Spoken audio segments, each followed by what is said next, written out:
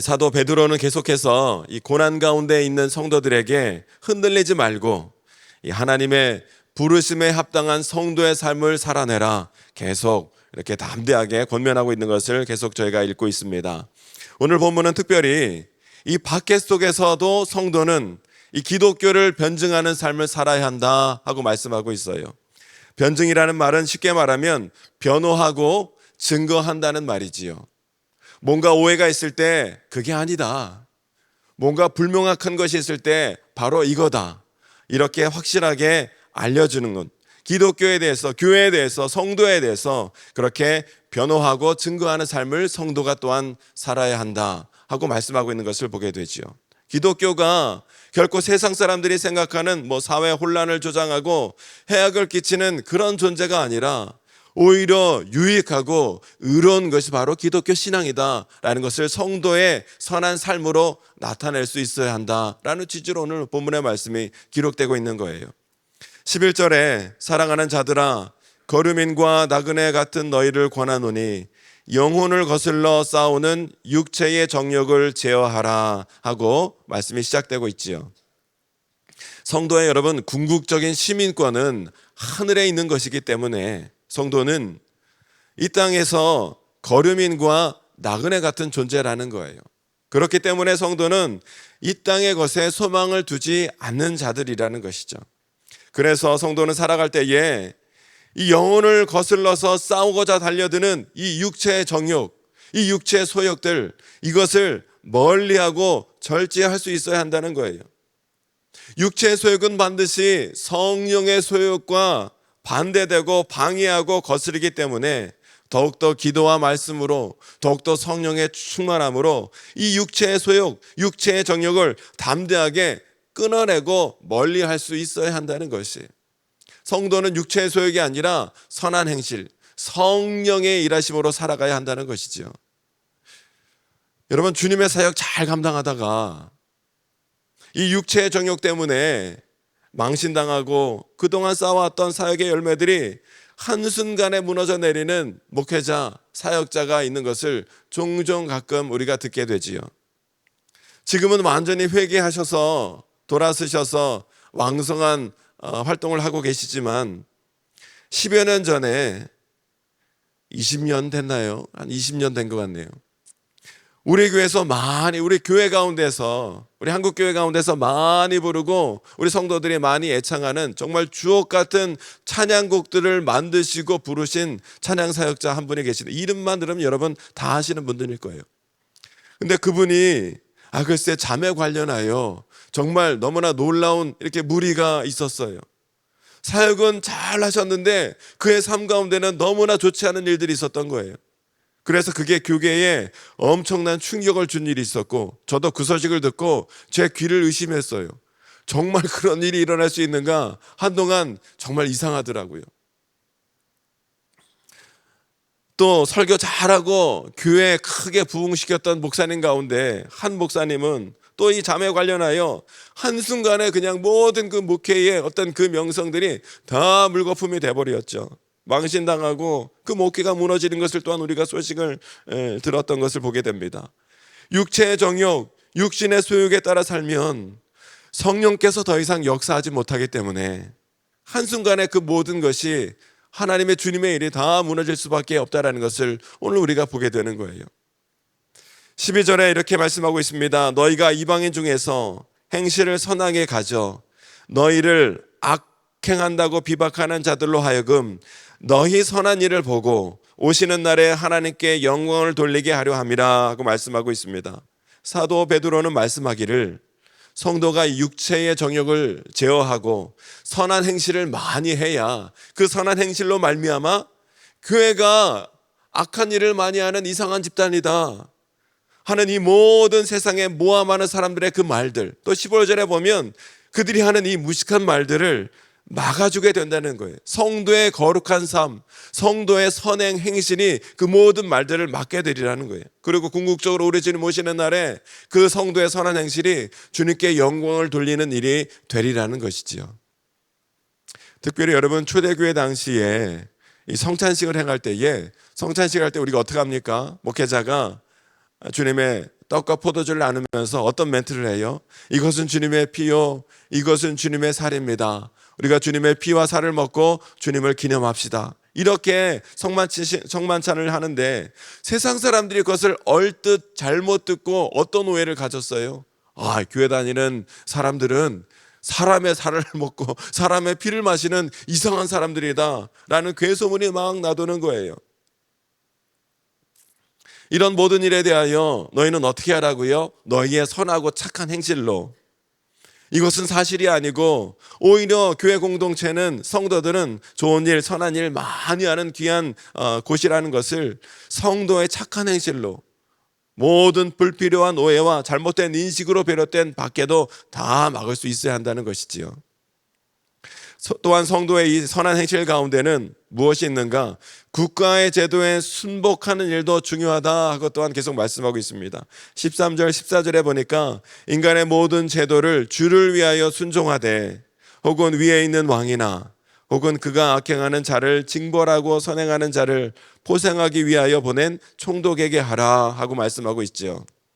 성도들은요, 하나님 나라 백성이기 때문에 세상 권세가 만약에 하나님을 대적한다든지 또 하나님 대적하는 악한 일을 많이 자행하면 성도는 때로는 목숨 걸고 그 세상의 권세에 맞서 싸워야 할 때도 있어야 해요.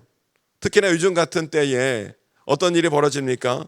자꾸 이 국회에서 동성애를 합법화하려는 이 악한 시도를, 하나님 뜻에 거스르는 악법을 계속 만들려고 제정하려고 시도한다면 교회와 성도는 어떤 일이 있어도 이 일이 결코 이루어지지 못하도록 때로는 교회와 성도가 목숨 걸고 싸워야 할 때도 있다라는 거예요. 그러나 그렇지 않은 경우에는, 보통의 경우에 성도는 이 세상에 세워진 나라, 또 권세, 또 이 세상에 세워진 제도 무조건 반대하거나 무조건 거부해서는 안 된다는 것이죠. 그 제도와 그 나라 권세에 성도는 순복할 수 있어야 한다는 거예요. 13절에 보면 오히려 주를 위하여 이 인간의 모든 제도에 순종하라 라고 말씀하고 있지요.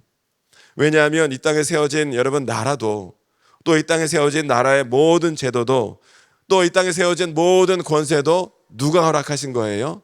하나님이 허락하신 거예요. 로마서에는 권세는 하나님께로 나지 않은 것이 없다. 즉 모든 권세는 이 땅 가운데 하나님이 허락하여 주신 것이라는 거예요. 하나님이 세우신 국가의 권위가 국가의 위정자들에게 있다는 것이죠. 그리고 그 국가의 위정자들은 하나님을 대신해서 나라의 백성들을 정의와 공의로 잘 다스리며 통치해야 될 책임이 있는 자들이라는 거예요. 그러나 시대의 통치자들을 보면 하나님을 두려워하지 않는 사람들이 많고 백성을 무시하는 위정자들도 많이 있는 것을 보게 되지요. 당시의 황제는, 이 로마 황제는 네로 황제였는데 아주 사악한 통치자였어요. 그러나 그런 통치자의 인간적인 연약함에도 불구하고 성도는 이 국가가 세운 이 제도에 대하여 순종함으로 성도를 비방하고 핍박하는 모든 악한 자들의 입을 막는 존재가 되어야 한다. 베드로는 말씀하고 있어요. 물론 성도의 그 순종은 하나님의 뜻대로 하는 순종이 되어야 되겠지요. 또 17절에 보면 선한 행실 가운데 또 무엇을 말씀하냐면 모든 사람을 존중하라 하고 말씀하고 있어요. 17절에 보니까 무사람을 공경하며 형제를 사랑하며 하나님을 두려워하며 왕을 존대하라 하고 말씀하고 있지요. 여러분, 성도의 선한 행실의 핵심은 모든 사람을 존중하는 것에 있다는 거예요. 우리가 하나님을 두려워하는 가운데 하나님을 경외하는 것처럼, 우리가 하나님을 두려워하며 하나님을 경외한다면 하나님의 형상대로 지음받은 모든 사람에 대해서도 존중하며 사랑하는 마음을 가질 수 있어야 한다는 것이지요. 여러분, 성숙한 사회일수록 타인에 대하여, 약자에 대하여 배려하고 존중하는 풍토가 있기 마련 아니겠습니까? 성숙하고 영적 깊이가 깊어질수록 교회와 성도는요, 모든 사람에 대하여 그런 사랑의 마음으로 서로 존중하며 존경할 수 있어야 한다는 거예요. 또 이어서 18절에 이렇게 말씀하고 있습니다. 사환들아, 범사에 두려워함으로 주인들에게 순종하되 선하고 관용하는 자들에게만 아니라 또한 까다로운 자들에게도 그리하라 말씀합니다. 성도는 사회생활에 있어서도 선한 행실로 본을 보여야 된다는 거예요. 우리가 사회생활을 할 때 직장 동료나 직장 상사들 가운데 내가 그리스도인이라는 이유만으로, 내가 교회 다닌다는 이유만으로 나를 이유 없이 핍박하거나 괴롭히는 사람이 많이 있기도 하지요. 그런데 성도는 그러한 자들에게까지 끝까지 존경심을 잃지 말라는 거예요. 여러분, 이렇게 하는 거 너무나 힘들고 어려운 일이지요. 왜냐하면 우리가 부당한 대우를 받을 때 사람이 부당한 대우를 받는 것보다 견디기 힘든 것은 어렵다는 것이죠. 그러나 사도 베드로는 19절에서 이렇게 말씀합니다. 부당하게 고난을 받아도 하나님을 생각함으로 슬픔을 참으면 이는 아름다우나 하고 말씀하고 있어요. 성도가 부당하게 또 억울하게 대우를 받는다 할지라도 믿음으로 끝까지 그것을 인내하고 참아내면 이는 하나님 앞에서 아름답고 선한 일이 된다는 거예요. 오늘 우리 현대사회에서 이 말씀을 적용하기는 참으로 힘든 말씀이지만 오늘 우리 성도의 삶에서 구체적으로 우리가 적용해야 될 영적 원리, 하나님 주신 말씀인 거예요. 여러분, 죄가 있어 매를 맞으면서 참고 견디는 것은 아무런 유익이 없지만 선을 행함으로 이 받는 고난을 끝까지 참고 인내하는 것은 선하고 하나님 앞에서 아름다운 일이라는 거예요. 왜 그런가? 21절에 보니까 예수님도 그렇게 하셨기 때문에. 21절에 보니까 이를 위하여 너희가 부르심을 받았으니 그리스도도 너희를 위하여 고난을 받으사 너희에게 본을 끼쳐 그 자취를 따라오게 하려 하셨느니라. 아멘. 주님께서 우리를 구원하시기 위하여 모진 고난과 핍박, 사람들의 온갖 조롱을 다 참고 인내하셨듯 우리도 그런 주님을 생각하는 가운데, 주님을 따라가는 가운데, 주님의 그 그리스도의 고난에 동참하는 가운데 이러한 고난과 핍박 참고 견디어낼 때, 주님과 같이 살아낼 때에 주님과 같이 생명이 살아나는 역사가 우리 삶 가운데 임하게 되리라는 거예요. 그런 일에 우리를 초대하신다는 거예요. 자취를 따라오게 하려 하신다는 거예요. 고난 가운데 주님은 어떻게 인내하셨는가, 어떻게 참으셨는가? 22절, 23절의 말씀을 함께 읽어보실까요? 주님이 고난을 참아내신 방법입니다. 22절, 23절 시작. 그는 죄를 범하지 아니하시고 그 입에 거짓도 없으시며 욕을 당하시되 맞대어 욕하지 아니하시고 고난을 당하시되 위협하지 아니하시고 오직 공의로 심판하시는 이에게 부탁하시며 아멘. 주님께서는 고난당할 때에 결코 입술로 범죄하지 않으셨다는 거예요. 입술로 원망하거나 입술로 욕을 하거나 입술로 보복하지 않으시고 오직 공의로 심판하시는 하나님께 모든 심판을 다 하나님께 맡기고 주님은 그 고난 가운데 끝까지 참고 인내하셨다라는 것이죠. 고난받는 것이, 고난이 힘들다고 하여 고난을 주는 세상을 원망하고 고난 주는 사람을 미워하는 것은 결코 성도에게 유익되는 것이 아니라는 것이죠. 오늘 나에게 고난을 허락하신 하나님의 뜻이 있다는 것을 생각하는 가운데 고난 가운데 본을 보이신 예수 그리스도의 모습을 오늘 우리 성도가 닮아갈 수 있어야 한다는 것입니다. 주님이 당하신 고난의 목적과 이유가 뭐예요? 우리를 하나님께 인도하시기 위함. 24절 25절에 보니까 친히 나무에 달려 그 몸으로 우리 죄를 담당하셨으니 이는 우리로 죄에 대하여 죽고 의에 대하여 살게 하려 하심이라. 그가 채찍에 맞음으로 너희는 나음을 얻었나니 너희가 전에는 양과 같이 길을 잃었더니 이제는 너희 영혼의 목자와 감독 되신 이에게 돌아왔느니라. 아멘. 여러분, 이처럼 우리가 당하는 고난에 다 하나님의 뜻이 있기 마련이라는 거예요.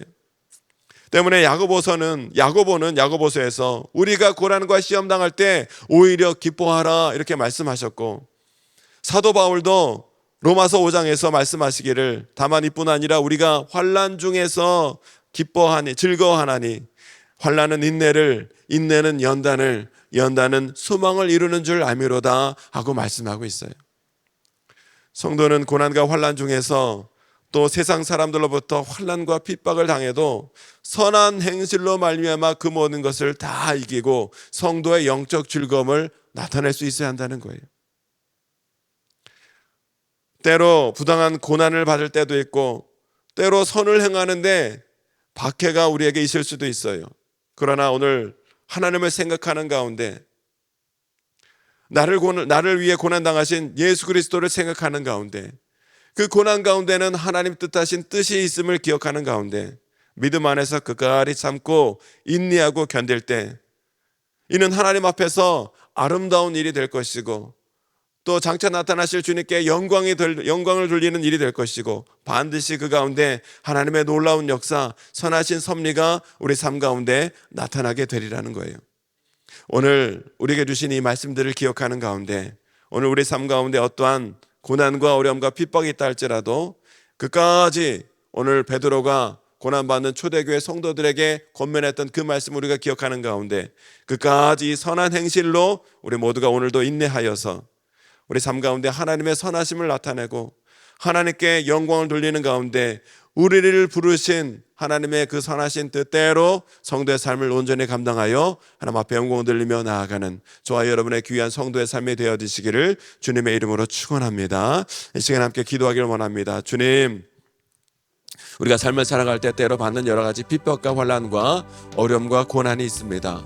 그러나 고난 가운데 성도는 착한 행실로 선한 행실로 우리를 위하여 고난당하시고 핍박당하신 주님께서 인내하셨던 것처럼 그 고난 중에 성도는 끝까지 우리 주님을 기억하며 참고 인내할 때 하나님의 놀라운 역사가 우리 삶 가운데 나타나게 되리라 우리 주님 말씀하셨사오니 고난 가운데 또 같이 보복하거나 원망하거나 불평하는 것이 아니라 주님과 같이 말씀으로 기도로 잘 이겨낼 수 있도록 인도해 주셔서 우리 삶 가운데 하나님의 나라를 이루고 선한 일을 이루시는 주님의 뜻이 나타날 수 있도록 하나님 우리가 그러한 삶을 살아낼 수 있도록 인도하여 주옵소서. 감당할 만한 믿음과 은혜를 우리에게 더하여 주옵소서. 우리 말씀을 기억하며 기도하시고 우리의 모든 기도 제목 주님께 간구하는 이 시간이 되길 원합니다. 우리 주여 세 번 외치고 함께 기도하겠습니다. 주여